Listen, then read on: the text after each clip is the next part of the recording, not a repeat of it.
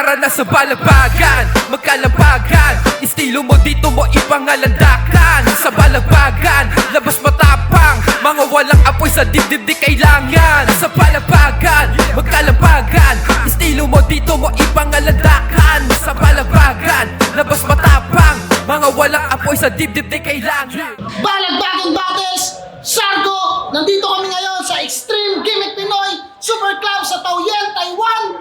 Pangalawang laban ng gabi! Magiging tayo para sa parating nating laban! Oh. Siyempre, gusto muna namin magpasalamat sa Pinoy Boulevard, siyempre kay Madam Erling Xiao, sa EGP, sa RC3C, Barrio Deluxe, sa Sim Travel, Collab Collect, Boys of NMAX, Hilario Kicks, Mafia Clothing, 218 Entertainment, at syempre Motos Battle League. Maraming salamat sa lahat ng mga nakasuporta sa atin. At sa mga kababayan natin na bumiyahe pa at pumunta dito para lang makisama sa celebration natin to at sa event natin na to at sumuporta. Maraming salamat sa inyo, sa Biyero Manunulat. Manunulat pala. Manunulat yun. Taiwan, Pitik Travel yan. Syempre, J-Kicks, tropa, salamat. Ito, laban to sa kanan, galing pa ng Las Piñas, mag-ingay para kay Shaboy.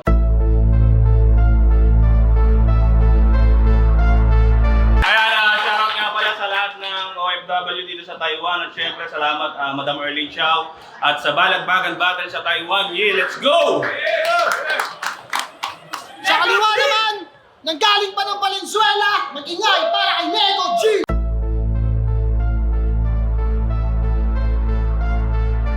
Salamat ulo siyempre kay Madam Erling Xiao at kay QM Site sa lahat ng mga pumunta. Tara, enjoy natin to. Let's go! Yeah! Shoutout nga pala sa Hike Beach at sa Crown Manila. Yeah, jackpot music. Yun. Di namin nag-coin toss, piniling mauna ni Nego G. Unang banat para kay Nego G. Balagbagan Battles, tayo natin. Yo! First time ko makibang bansa! Ang pinunta ko talaga dito si Dao Mingsu. At side quest ko lang ang battle tol.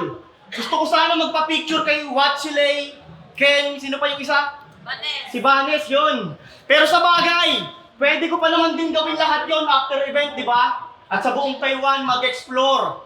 Kaya sige, habang ikaw na yung nandyan, karera mo muna yung aking i-alt F4, balagbagan din! Yeah! Anong Mr. Undefeated sa flip-top, ulol? Wag na wag mo sa akin yung ibabalandra. Wala kaming paki sa 5-0 mo sa Pilipinas, Shaboy, nasa ibang bansa ka. Kasi may talo o wala, pare-pares lang tayong back to zero. Paglapag natin dito, walang paki sa win streak yung airport. Tanginan to, feeling uncensored. Isipin mo nga, makakakuha ba ako ng pasaporte kung wala rin ako malinis na record? Ibig sabihin, lahat ng nakakalabas ng bansa, undefeated yun, pre. Kasi siya, boy! Di ba dapat siya rin? Ang una kong kalabang inasahan at nalagdaan. Siya boy o siya rin, wala namang problema sa akin kung mapababae o may bayag pa yan. Kasi kahit sino naman sa dalawa, sabi ko kay M-Site, o siya, palag na yan. Yeah! Ngayon sakto sa galawan, na panahon na para ilabas yung bagong ako na dating masyadong natapakan, pero paano malalaman kung hindi ako magpapakagago sa harapan? Eh kaya lang naman naging Sargo ang pangalan nitong event kasi alam kong natatakot ang kalaban. Eh ano kung undefeated ka? Huwag ka masyadong palagay sa gilas. Parehas lang tayong kumakain ng karne at gulay na may kasabay na bigas. Parehas lang tayo ng time zone. Kaya magkasabay na likas. Anong oras na ba? 3:32. Yung bangkay niya, wala pa naman taglay na tigas. Kasi kung 3:30 to ka ngayon namatay dito, 3:30 to ka rin namatay sa Pinas. Yeah! Kaya makakabalik bayan ng Pinas kung sa akin ay wasak. Huwag manghinayang nayad sa amin kahit pa may tax. Dahil malaki-laki din ang natipid niyan pare. Sabit ka sa baggage ang saklap. At wala nang pamapamasahe sa pagbiyahe. Dahil gamit kong bagahe, body, bagat, balik, bayan, box! Yeah! Kayang-kaya ko pumatay ng tropa para sa pera. Hindi ako duwag na nauutakan. Itong Shaboy na nakilala sa pagbuburles, ngayon ang pinakitaan ng hubad na katotohanan. Walang friendly game, tangina mo! Wala akong ipapakitang habag, bigti! At tandaan mo, magtropa lang tayo sa pag-take off ng aeroplano, pero sa paglapag, hindi.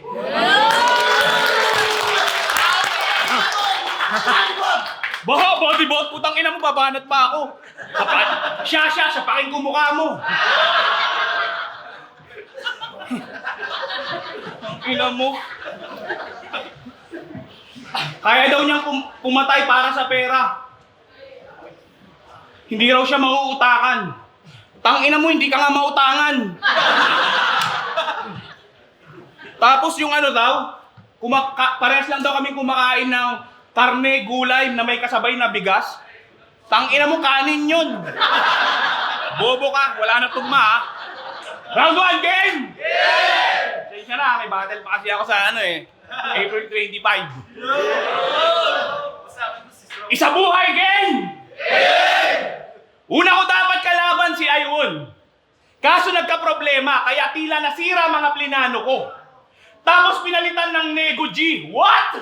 Yung tinalo ng mga tinalo ko?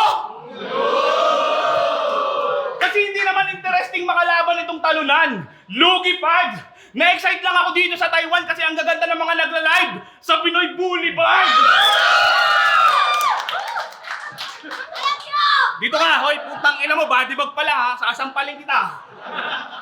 Excited ka na makalaban ako dito, di ba? Hoy, asa ka naman. Tinanggap lang kita bilang kalaban kasi sabi ni MC Dudes, pupunta kami sa Tapawan.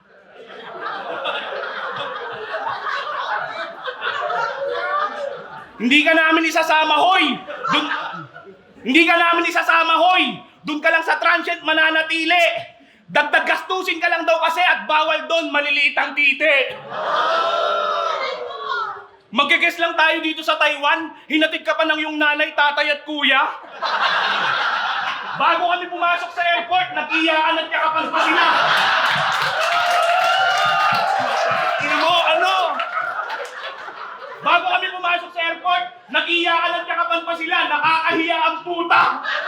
Sabi ng kanyang kuya, mag-iingat ka dun ha, mamimiss ka namin. Lagi mong tatandaan yung tinuro ko sa'yo hanggang dito lang tubig ng sinain. Ilang araw lang tayo dito, ba't sa lugar nyo nagpabida ka pa? Nagpainom pa sa barangay nila, puta nagpadispidida pa siya.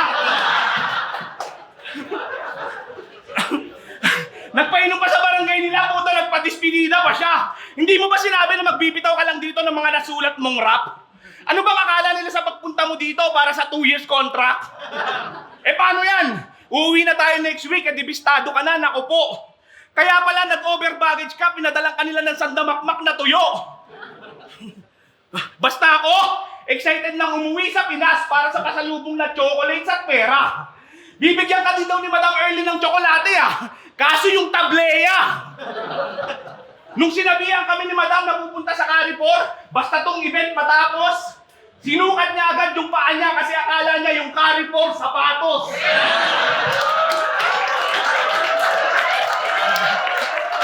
Tangina mo, ano, body bag? Body bag! Body bag, ulol! Pumunta din kami dun sa Wawa. Tanginang to, nakakadire. Nagpapakuha kay Madam ng laruang pangjakon ng tite. Dapat doon ka na lang bumatel sa kabilang liga, total parak ang tanga.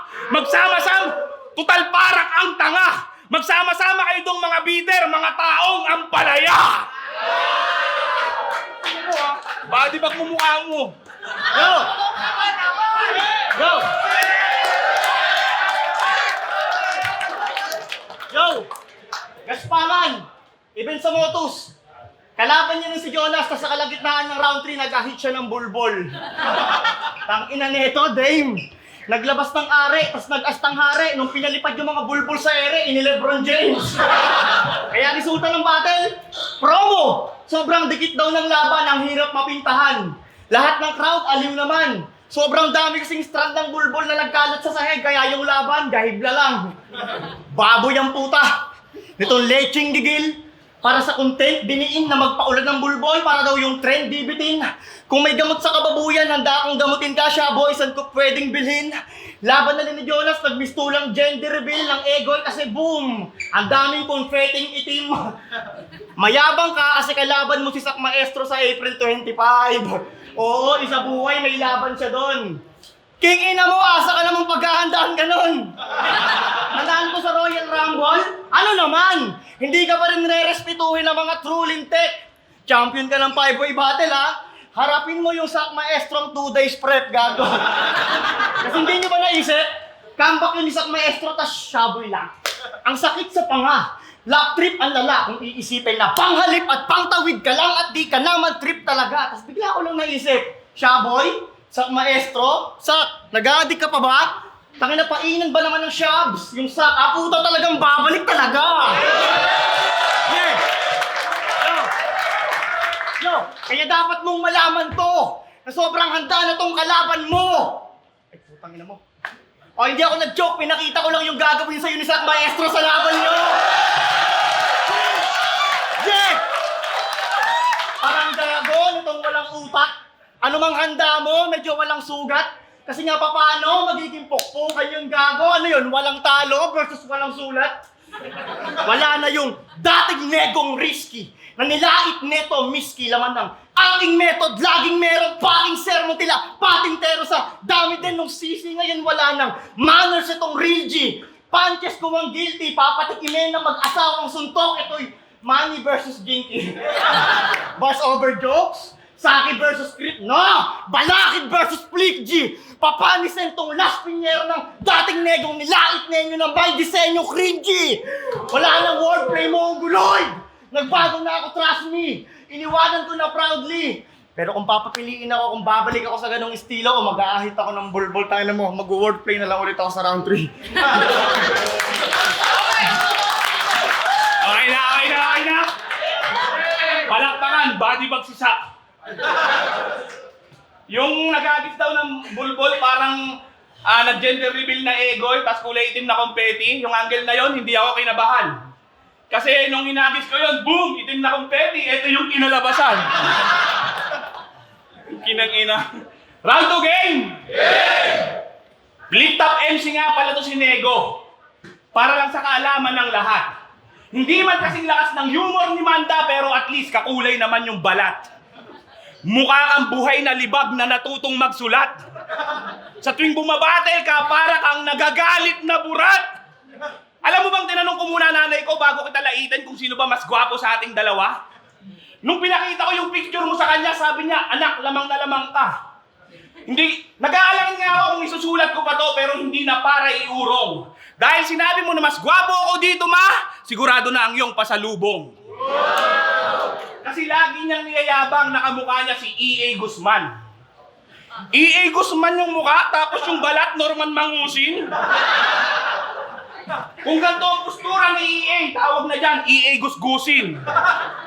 Hindi ka napuputi, Nego, kahit daanin mo pa sa dasal. Kasalanan mo rin kasi yan, bakit mo ginawang playground yung kanal? Ano ba namang klase ang trip mo? Hindi ko malaman kung bobo ka ba. Kaya pala nasa Pinas pa lang tayo, amoy stinky topo ka na.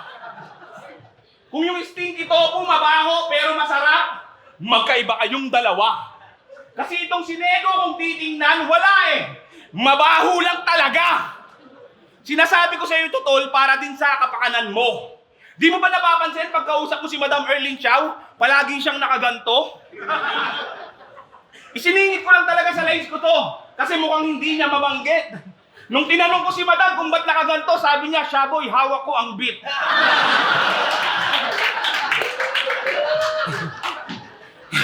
Pero alam mo ba kung bakit sa mga gantong linyahan yung mga napili ko sa yung iba to? Kasi first impression ko sa'yo, mukha kang atay sa igado. Kasi first impression ko sa'yo, mukha kang atay sa igado. Mahaba lang sulat mo, Nego. Pero pagdating sa punches, lamang ako kahit pa bilangin mo. At kahit anong gawin mong effort dito, Nego, sa flip top, undefeated pa rin standing ko. Yo! Kung yung ibang MC, nasanay sa pandadamay ng asawa at anak na palaging nadadawit sa tema, ito'y kabaliktaran nun dahil tatalakayin natin kung bakit walang ganun si Shaboy at questionin natin kalakip yung mga ebidensya. Round 3 game! Yeah! Sa panahon ngayon, sobrang bihira na lalo sa ganitong pagmumukha na alam nyo malapit na mag-40. Hindi wala man lang tayong nakitang pinost yung picture ng babae sa Facebook o ibinanderang kapareha. Naisip ko, ano kayang problema? Wala naman siguro kung usapang oras, kasikatan at pera kasi Shaboy na yan eh. Hindi ka na mahihirapan kung gugustuhin mo talaga mag-asawa. Teka, napagtugma ko lahat ng mga bagay na nakapaloob sa sistema na kung bakit siya boy, kung duda tayo kung boy siya, yun ang aking nakonekta. Hindi mo kailangan makipaglaplapan sa kapwa lalaki para makapasok sa eksena. At hindi mo kailangan mag-ahit ng bulbol kung alam mong di mo magagamit yan, repa. Pati yung closeness yun ni M-Site ay nasilip ko rin at meron akong pruweba. Pag may pasok si Ate Annie, sumasali ka out of nowhere, inaaya mo si M-Site maglaro ng Jenga. Walang problema sa pagiging silahi siya, boy. May mga tropa din akong ganyan sa aking hilera. Tropa pa rin kita, pero ano yung nakita kong 3 pirasong pipino kahapon sa yung maleta? Kasi kahit sino naman ay kaya maging 5-0 kung walang ibang kahati sa oras ng iyong karera. Advantage na rin sa iyo yung pahubu-hubu mo sa laban para pasimple mong nasushowcase yung tunay na galawan mo sa planeta. Maging yung pagkapanalo mo sa Royal Rumble, isang malaking patunay na bading karepa,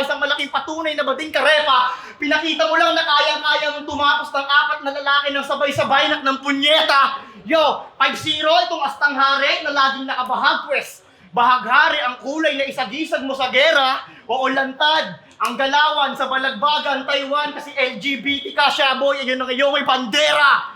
Yeah, respeto sa mga kapatid natin pero seryoso. Ni minsan ba ka isang battle, may umanggil na ba sa'yo ng babaero, o may anak sa labas, o walang kwentang ama? Wala, di ba? Pero sa akin nga'y walang kaso. Eh ang kaso, ang hirap mga pa, maawa ka sa mga tao. Hanggat kaya mo pang gumawa, maghanap ka para magbago. Ultimo nga si MP3 na kapo mo, bakla may anak oh. Kasi makulay ang buhay, itatak mo sa isip mo. Ako yung unang umanggil ng ganito sa'yo, puso sa puso, tinagtad ko ng real shit to. Ilang taon ka na? 35? Basta ako 29. Inangat ko yung liriko. Kasi tunay na yung tunay ng tunay na to yung tinara ko sa dibdib mo. Tangina mo siya, girl! Kasi hindi to ubra sa akin. Di man ako emsing sobrang hardcore na dating friendly, normal lang tol. Dapat nag-3-way na lang sila Sharon, MP3, Shaboy para Pepsi Royal Rumble. Eh kaso hindi. Binigay ako kay Shaboy bilang warm-up daw sa isa buhay nitong Lecheng Burat.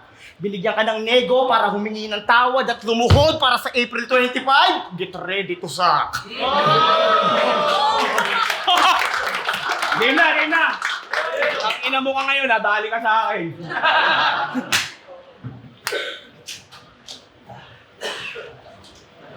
Yung pipino dun sa maleta, sinisita, abate ka. Eh ano yung nakita ko sa'yo na upo sa maleta? Ina mo, mas malibog ka, laki na mo. Gago. Parang yung titing pinakita ni Maria. Ay, sorry. Sorry.